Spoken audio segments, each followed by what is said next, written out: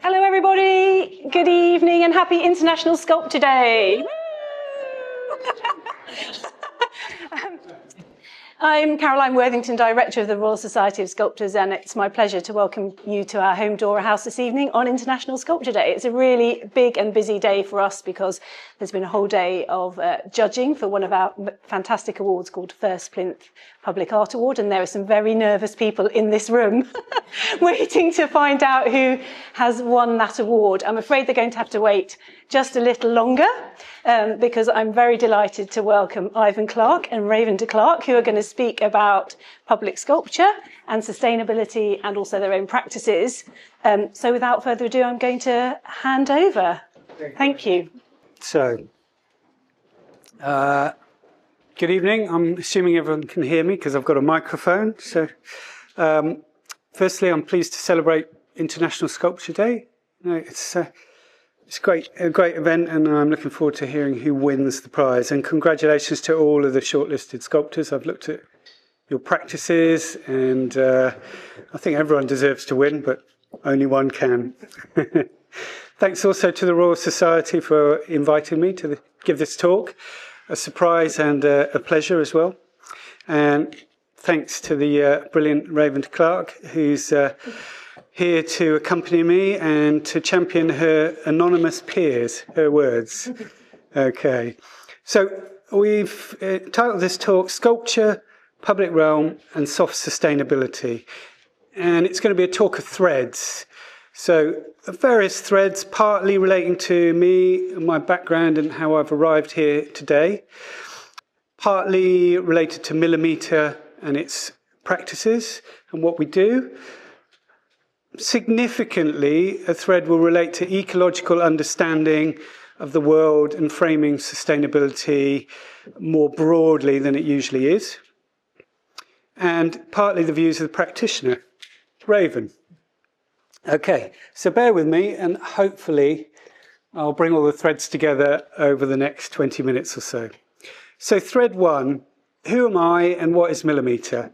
Okay, so my name's Ivan Clarke, as introduced. I've been a director at Milimetre for about 17 years now. I'll just show you one slide to give you an idea of the kind of projects we work on. In my previous life, I commissioned public art for Brighton and Hove City Council, and I had my own sculptural lighting design practice, which seems like a long time ago. And now I have a very, very small practice of my own that I'm hoping to make larger as time goes on. Milimetre itself, it's a technical design and fabrication company. We effectively exist to realise people's ideas, so we work with artists, sculptors, architects, designers, and we take a concept. It could be something on a scrap of paper or something verbal or something worked up, and then we work out how to make it, how to install it, and do all the kind of peripheral stuff around the edges, or central, like engineering and health and safety and that kind of thing. We work across lots of materials, so we've worked from everything from bronze, we work with Rayvenn in bronze, to felt, from bioresin to timber. Whatever really comes in, we'll find a way to make it happen. So far, we've managed it every time, thankfully. And we've worked with, as you can probably see, some quite significant artists over the years. Katie Patterson, our national treasure there, Grayson Perry, Mira Lee more recently, Alex Chinnock, Rayvenn, and on the bottom right, your right, is a bench that's now in the Strand. It's a sculptural bench, and I've put it in there because it relates to the talk. Okay, so that's me and Milimetre.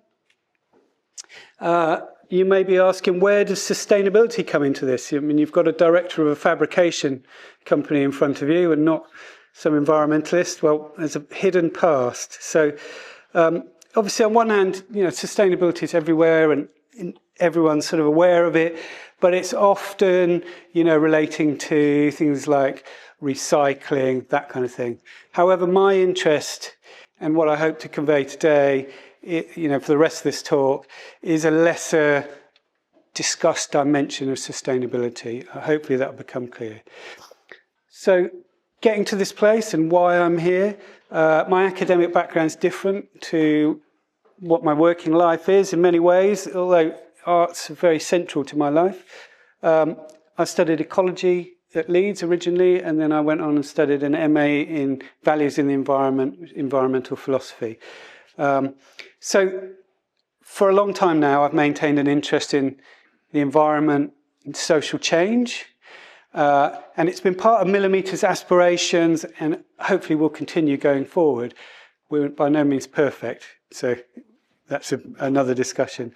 I've always maintained a sense that arts and the environment are tied together.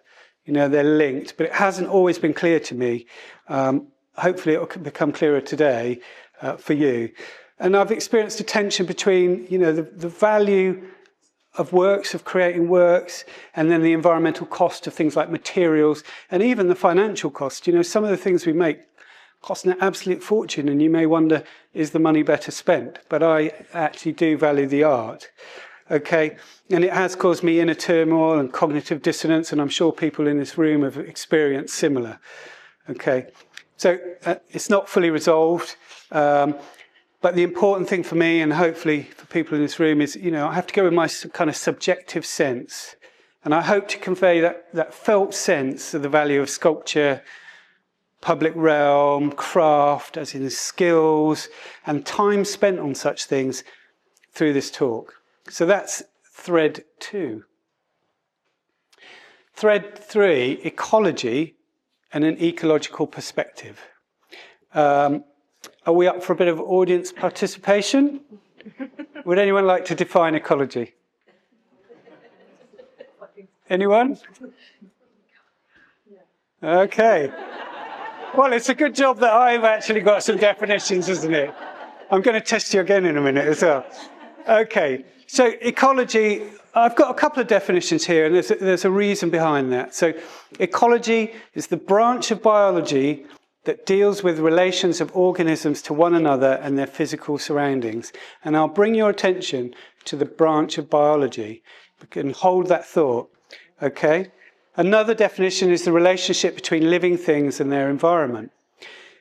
It's still quite narrow, you know, and the branch of biology makes it quite narrow, you know, and actually ecology, to my mind, is much, much bigger. And so I'd like to bring the idea of an ecological perspective to the group, you know, and that's focusing on interrelationships between things, and I'm not defining the things, it's everything. As an ecological view, you know, it's a different way of viewing the world, and it stands in opposition to what, you know, modern science is, you know, the epoch of reductionism, you know, the practice of breaking everything down into small parts in order to understand the whole. And that just doesn't entirely work. It has a role, which I'll come back to, but it doesn't work. So now we know that everything is interwoven, and there's some fantastic examples. Okay, so one example that I love is in the 1970s in Yellowstone National Park, they had a problem with elks, too many elks, okay? And it was destroying the parkland and changing it, and, you know, they were losing native trees. So they decided to put wolves in there. And it was very controversial at the time, and they really just thought, oh, we'll put some wolves in and we'll reduce the population of elks. Well, it did, but only a little bit, not really very much. What happened was they distributed the elks into different places, into areas where they wouldn't get predated so easily, but then that freed up other areas, and the native trees grew back, and then the beavers came back, and then there was lots more biodiversity in terms of rodents and insects. But the beavers themselves, through the presence of the wolves, then started changing the landscape. So they slowed the river, they slowed the erosion of the riverbanks, and actually changed the physical landscape massively. So as you can see, that things are linked, you know, and we don't necessarily expect them to be linked. You know, slightly more depressing in this case, but, you know, microplastics, nanoplastics, we now know they're everywhere. They've got everywhere. You know, they're in the soil. They're actually quite deep down in the soil. They're small enough to go into the roots of plants. We find them in our brains. We find them in fish. They're everywhere. Just showing how tied we are together. People, environment, you can't separate them. More recently, you know, there's been studies around fungi. I'll call them fungi because I remember getting told off by a lecturer for calling them fungi. So fungi and the mycelial network, we've discovered that the world is linked by mycelia, and they transfer information, food, symbiosis, and it is the world's sort of natural World Wide Web. Quite important, again, ways of thinking that we're all linked, and this will become relevant, I promise you. Okay, so despite me sort of dismissing reductionism, it still has a role to play. It's important to isolate things and consider them, but, you have to combine it with an ecological perspective, so an ecological mindset, and it helps us to frame and understand links between things, when we've got an individual part. And I'd like to bring back a concept that I think has died a death a little bit, the global and local, think globally, act locally, very sort of prominent in the sort of 80s and 90s, I guess. But one thing that struck me when I was studying was the term glocal. And what I love about it is it's that simultaneous link between the local and the global, and how important that is, so that when we're acting and doing things, we have to consider that what we're doing can have a much bigger effect. Again, we'll come to that. Thread 4, sustainability. So I'm going to ask for audience participation again. Anyone like to define sustainability? No? Go on, it's very friendly and relaxed. Okay, again, good job that I've got some definitions. Okay. So again, I've got two because, one doesn't work, one's a lot better. The first is the quality of being able to continue over a period of time. Sort of works, but it's not great. So I've got another one which I've changed a little bit. The quality of causing little or no damage to the environment and therefore being able to continue indefinitely. Okay, which I prefer. And for the purpose of this talk, I'm now going to make a very broad, sweeping generalization. Most people and most businesses, I would say, when they think sustainability, they'll think recycling, changing packaging, electric cars, reducing carbon, that kind of thing. And it's all part of sustainability. But if you think about it, it's generally framed in a cultural model that is not in itself conducive to sustainability. It's framed in, Western capitalism, consumerism, and essentially trying to find a way to continue the way of life that we have now, but not recognizing that actually we need to change considerably. Okay? So I'm keen to broaden the understanding of sustainability so that we incorporate into that understanding culture, and more specifically, and especially related to this talk, things that impact on culture itself. And this is where we take a step nearer to the role of sculpture, arts, and the public realm. It's often said, art's for art's sake. I won't put this out for everyone to give me a meaning. But what does it mean? For me, there's an inherent understanding of the value of art contained within that. Okay? But I don't feel that that's something that's really been unpacked in the context of sustainability. So I'm going to start to unpack that for you. I would be here for hours if we really went into it. Thread 5. This is where we get to the soft power and soft sustainability. Now, I guess most people have heard of the concept of soft power. Yeah, most people. It was actually coined in the late 1980s by a Harvard professor. His name was Joseph Nye. And he used it to describe the kind of marketing power of American global consumer corporations and the power of Hollywood and to how that could influence the rest of the world, the razzle dazzle. And it was coined as a term instead of using hard power, the big stick, the military. And that's where it came from. So with that in mind, I'm starting to use the term soft sustainability. Okay, as mentioned in the previous section, this is not what we're mostly familiar with. Hard sustainability is probably what we're more familiar with, focusing on measurable information, targets, that kind of thing. So soft sustainability, to my mind, it's also not a marketing power, not in the sense that, it's selling us something. We're not trying to go out with a brand of soft sustainability. Okay, so instead I'd like to think of it as things in our world that can convey a subtle message, opportunities for deeper and less cerebral ways of understanding. Okay, and as a result of that understanding, changes in our personal values and our cultural values more broadly.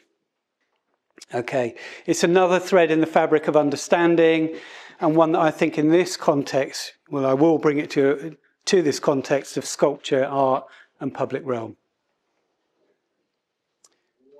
Thread 6. Okay, so I'm actually going to bring it all together. I told you this talk won't be too long.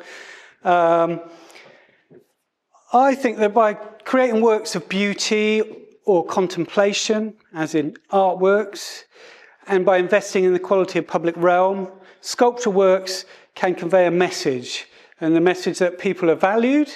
So if you enter a quality public realm, you feel more valued, and in turn, as I said, this can develop changes in people's personal values. Sculpture, quality public art, public realm has the potential to convey unconscious messages and to change personal and cultural values, such as, care for surroundings. I'm going to give you some examples that I've thought of. You may think of others. Care for your surroundings over sort of personal possessions.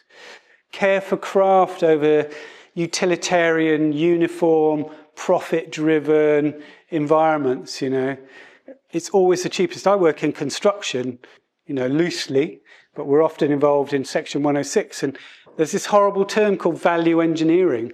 And they come in with it, and you've got this wonderful project, great artworks, and they say, it needs to be value engineered, make it cheaper. And so you lose a lot of that, what should be valued in my mind. The other thing that a good public space, sculpture, and just care for the arts can bring is care for time, a slower space, a slower pace, and care for time spent on, as in making, or in beauty itself. So all these are part of what I think sustainability and what the definition of sustainability should include. And it perhaps it is a view into a post-Western sort of capitalist world, where we measure value, we frame value in a different form, we frame profit in a different form. Imagine people signs, not pound signs, or world signs, not wonga. I don't know. I was trying to come up with something, but it's a different way. So similarly, sculpture can convey more direct messages, and this is where Rayvenn will come in shortly. Messages communicating the need for change or opportunities for change, and a chance to express the need for maintaining change. So in conclusion, and I'm sure you'll feed back and let me know if this is right, I think it's important to broaden the understanding of sustainability. I think that we generally, globally, think of it far too narrowly.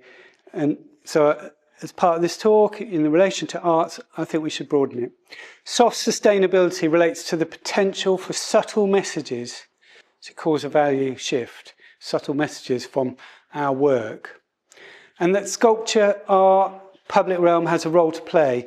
It has the ability to contribute to cultural changes and so sustainability. And I'm not saying it's easy to make that argument, but I am saying don't underestimate the potential for works to cause change. A thread that can contribute to emergent properties. I had thought about building in emergent properties, but I've kept it to that. So that's it from me. That's my talk. I'm going to hand you over to Rayvenn, and she's got a few slides. And then afterwards, I think we're open to a Q&A. Thank you very much. Thank you.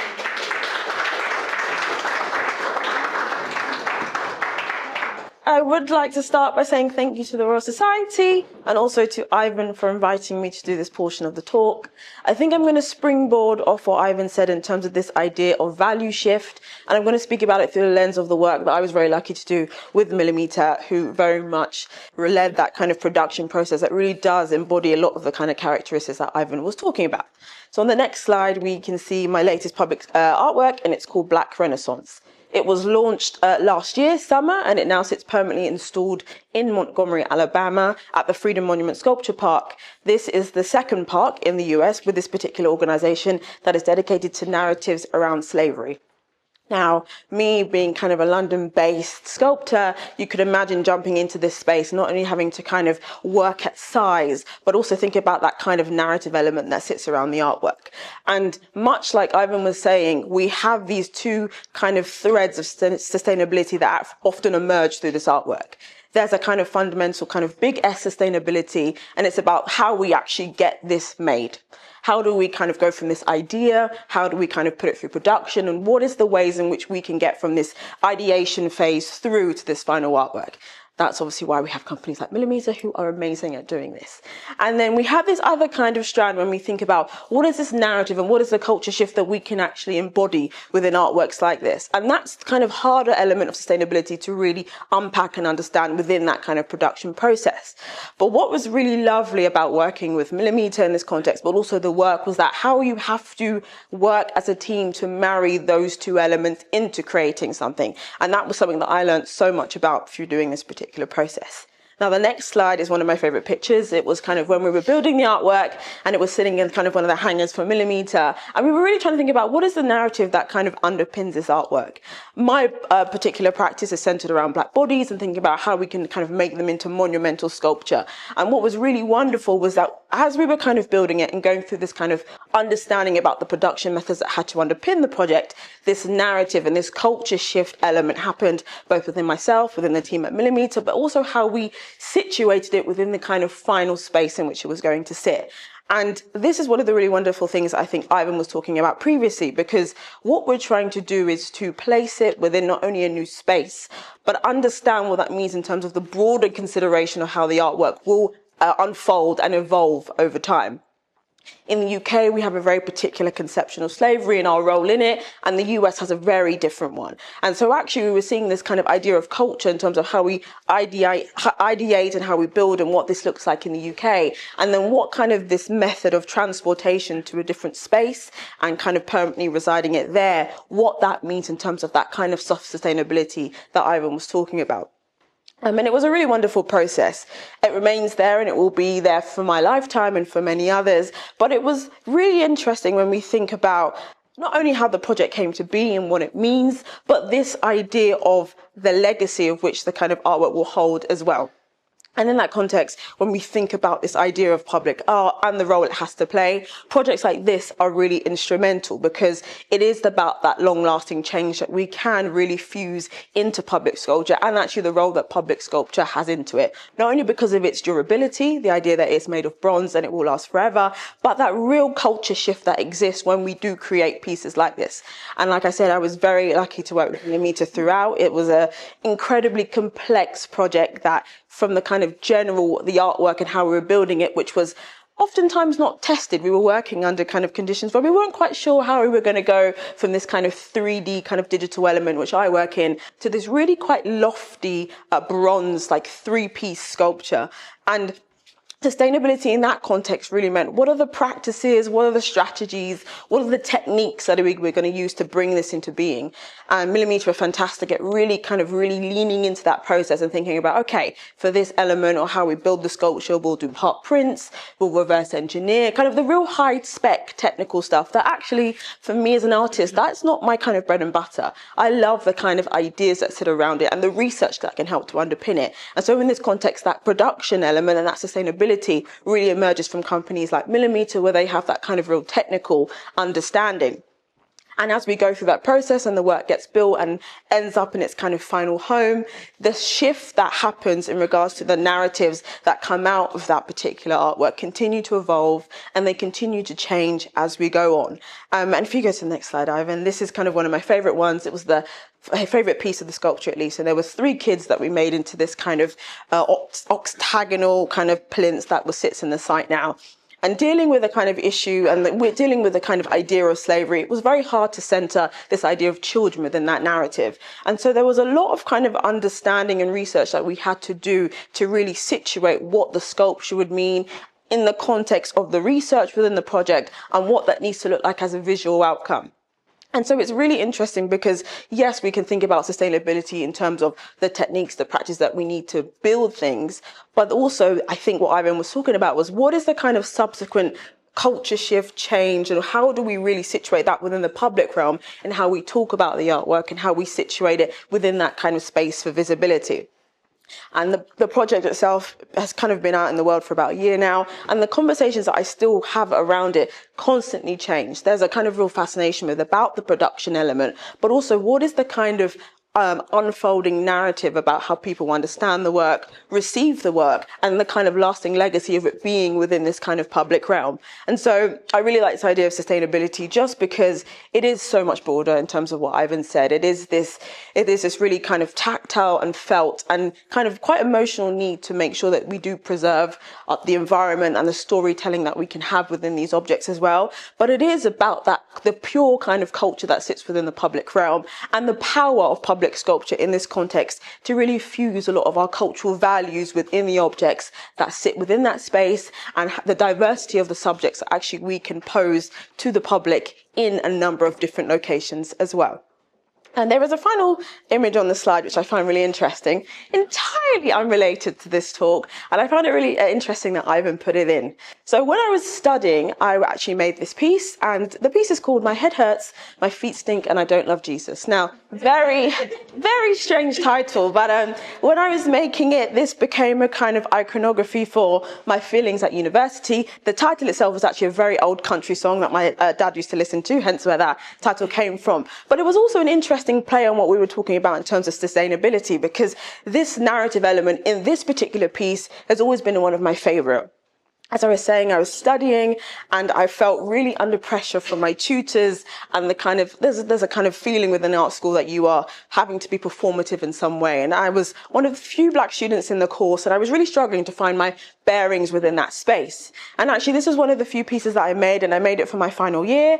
I didn't tell anyone that I was making it. And actually I ended up getting one of the biggest spaces to exhibit in for the final year show. And I was like, oh, I'm gonna run with this. So again, you've got a really big space, and I was like, okay, let's see what we can do. And I ended up suspending this piece from the ceiling. So imagine entering into a kind of a white space and you see this black foot hanging from the ceiling. And the interaction is that you have to go up and you have to kind of walk around it. And there's a real kind of tactile feel to it. And I got in trouble from my tutors. Let's just put it out there. They were not happy about it. But the durability of this piece, I think for me, remains because the storytelling that sat around it was the activation point for that artwork. And that works in the same way as Black Renaissance, that once you kind of find within it that element of storytelling, which is universal in some ways, but poignant, that is the moment where we can have this kind of activation within the public realm.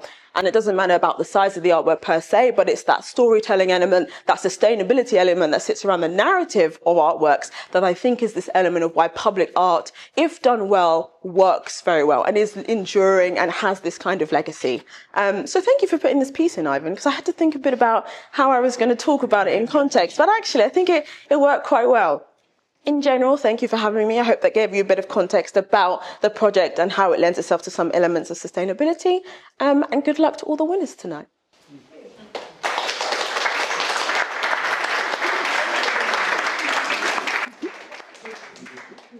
Oh, do you have timing?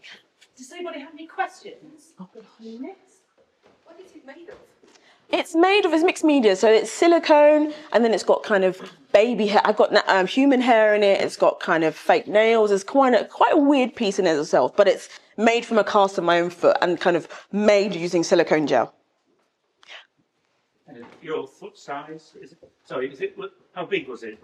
Oh, so it's to size. So it was the actual size of my foot, but it was the jarring kind of nature of it sitting within this very white space. And the moment of activation was that you had to kind of walk around it and have this kind of foot within your space. And it was very fun, and I got in a lot of trouble, but I will always enjoy that moment for a number of reasons. What was it held up by? I actually ended up using fish wire, so actually you couldn't see it. So it became very strange because you couldn't quite figure out how it was suspended within the air, but it was a very thin piece of fish wire. Why did you get in trouble? It's a good question, actually. It was more, there's a certain kind of standard about the artwork that you have to make in art school in particular. Particularly my schooling didn't cater very well to this idea of different cultures outside the lens of what we deemed as being valuable within art school. So being one of the few black students who kind of entered into that space, not really having a more formal understanding of the arts other than my enjoyment for doing art, that was the kind of moment of contradiction that I found within art school, that I was really trying to bring in my own culture and my own perspective and understanding and marry that with the kind of outcomes that they kind of seek throughout each stage of schooling. And I think it was more so in this context, I hadn't really told my tutor what I was doing. I wasn't doing very much, to be fair, at that point, but I hadn't told her what I was doing. There was a mishap with the kind of space that I was given, and I kind of took the piss a little bit with the amount I had and how little I did, but I found it a really enjoyable experience. I think that's all that's important. So, you know. Can I ask, I was interested in like the surface texture of your artwork that you installed in the US. Yes. What was that inspired by? Why did you decide on that specific texture? That was really interesting. We were talking just before we started, and Milimetre have a really lovely CAD designer called Andy. And actually for that piece, I'm thinking about anything that goes outside has to be sustainable in terms of weathering. So when the rain, the sun, whatever, that will age the piece, and the kind of the patination of the bronze was something that we were considering a lot about. And what we kind of settled on was that the dimpling had kind of two functions. It had a kind of real kind of weathering function, so that as the rain hits it and the rain settles within the kind of low points, the patination changes at different rates, and that would help the kind of general aging of the artwork itself. But there's also something else that we were thinking about visually, in that as you get further away from the piece, the dimpling helped to almost focus your eyes a little bit in the piece itself. Whereas bronze is quite smooth sometimes, and that can have quite a blurring effect. We use the dimpling as this way to kind of disrupt the visual kind of texture of the piece itself, that didn't allow for that kind of visual blur that sometimes happens, and allow a kind of larger focus when you're looking at it from afar that still gave you the level of kind of detail that we were looking at. And dimpling just worked really well in that context. So my name's Bill Price. I'm a trustee of the RSS and have been for quite a few years. I'm actually an engineer. I work for a great big company called WSP, and we definitely build buildings, railways, bridges, highways, and all sorts of great big stuff. But I have worked with artists and sculptors for 25 years, and we use it, it's maybe not right, but it's an opportunity for people at our place to work and interface with artists, which they greatly appreciate, as I did those years ago, because it kind of, when sometimes we're working with an architect or a client, that you sort of can be a bit remote from what the idea is. And so it's a very nice thing, which I've championed through the company all these years. And as a result, they give me a bit of rope to come and do things like this, which is very nice. So what have we been up to? The First Plinth Prize is supported by the Mirisch and Lebenheim Charitable Foundation, and we're extremely grateful to them. Shaleigha has represented them today as a judge. But the other judges on the panel have been, apart from Shaleigha, myself, Laura, the president, Sarah Ellen Williams from the Queen Elizabeth Park, who's not here today, and Damon Jackson Waldock from the Art House in Wakefield. So there's been a panel of 5 to get from 100 down to our short list of 5, which is what we did today. The theme that the artists were given right from the outset was the word tomorrow. So they had to think about that. We have interviewed this afternoon a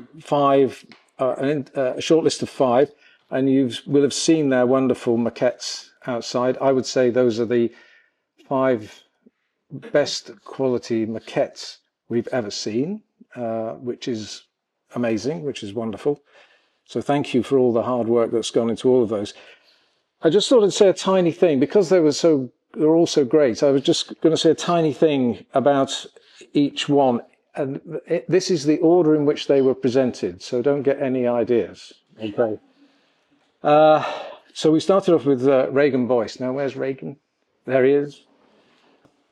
So that's the kind of, if you're not perhaps remembering, that's the kind of retro tubular object. And Rayvenn talked to us about colour and patterns and sort of helping him move into sculpture. Talked about the evolution of his design in a very eloquent way and did a beautiful drawing of that. So that was where we started. Then we heard from Bea Haynes. Where's Bea? There she is. There's Bea Haynes. I call that the airbag car. If you ever want to hear an amazing story about a car, you can talk to Bea. But she talked about how these airbags kind of protect at one level and also could also maybe smother you at another level. And she talked about in a car heading into an uncertain future, maybe unsettling, but maybe comical. And there was a kind of interesting story about how that piece came into being. Then we heard from Alana Light with the pebble figures. Where's Alana? She's on her phone. Well, she's not on her phone. She's taking a picture. And those, I call those the pebble figures in the corner. So Alana talked about the natural world, a deep connection with nature, perhaps some ideas about sustainability.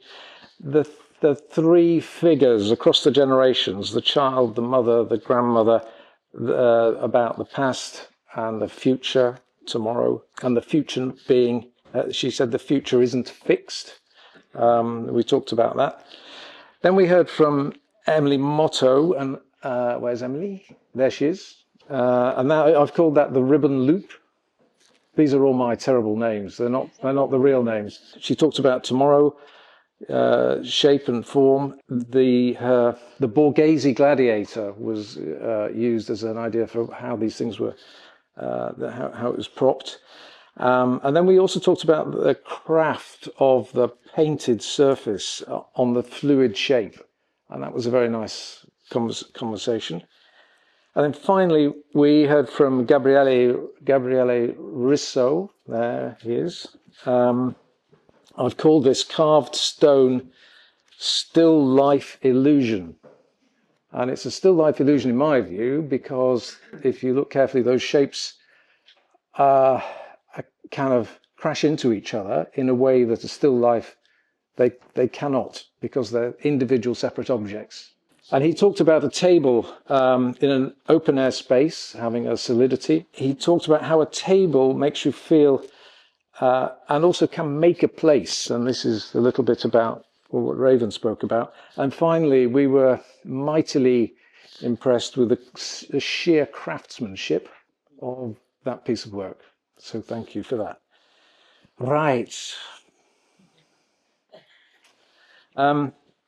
So as somebody has already said, there can only be one winner. We had a long conversation about trying to make this final decision, and we want to make a commendation, but not the winner. And our runner-up commendation goes to Gabriella Rosso. Thank you for your carving.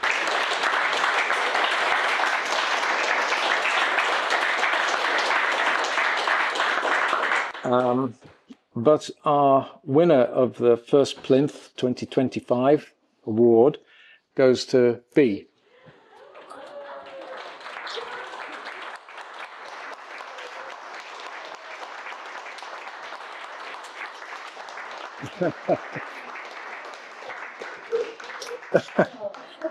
You can come up here. We can have a proper look at you. Oh my God.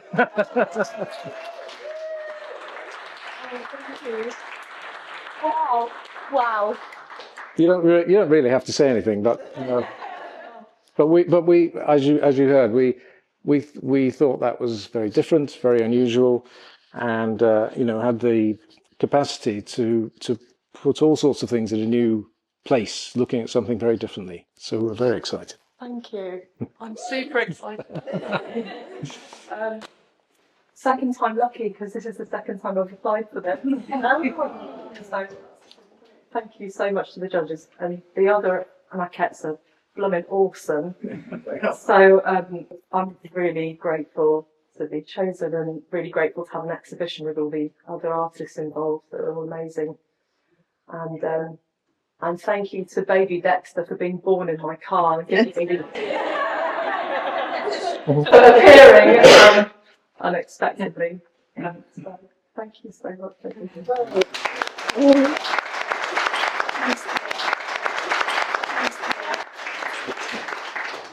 Thank you so much, everybody. Thanks for joining us on this International Sculpture Day. Go and enjoy the maquettes. Congratulate me, and thanks again to Ivan and Rayvenn for a fantastic. Thank you.